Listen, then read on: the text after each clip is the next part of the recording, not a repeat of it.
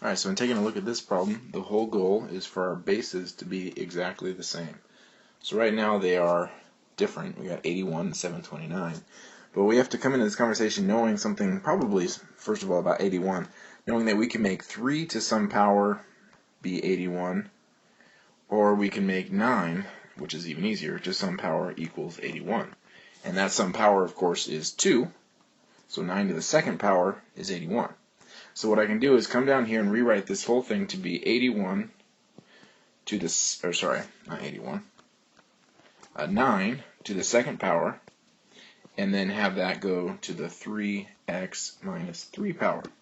Now the reason I'm doing this is because I know that I can come over here with 729 and know that 9 to a power is equal to 729, so I want to replace it. And the power is 3. So I'm going to replace this with 9 to the third. So this equation on the left side is going to supposed to be equal to what's on the right side. So I'm going to say that what I brought down below here is going to be equal to, instead of 729, I'm going to write 9 to the third in its place to the x plus 4 power. Okay, and now let's scroll down here where it's white so we can actually probably see that a little bit better. So we got 9 squared to the 3x minus 3 equals 9 to the third to the x plus 4. So the whole key is making my bases inside the parentheses be the same. Because now when I've got something raised to a power and then it's raised to another power outside the parentheses, I'm actually supposed to multiply these together. So really I can rewrite once again to be 9 to the 2 times 3x minus 3 power, and that's supposed to be equal to 9 to the 3 times x plus 4 power. So what's wonderful about this is that my bases are the same.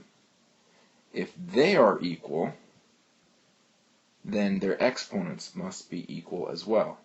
So the whole point is to take this, this initial problem and make it so that my bases are the same, so that way I can set the exponents to be equal to one another. And they weren't at the beginning, now they are. And so from here it's just a little bit more simple algebra of taking the equation 2 parentheses 3x minus 3 and setting it equal to 3 parentheses x plus 4 and solving for x. Once I solve for x, I'm completely done with this problem. So I distribute the 2 and make this 6x minus 6. On the right side I distribute the 3 and make it 3x plus 12. Then I'm going to subtract the 3x from over to the left side. And at the same time I'm going to go ahead and add this 6 to the right side. So when I add the 6, the result here is 18. Canceled the 3x's, and when I subtract here I get 3x. So 3x equals 18. Divide by 3.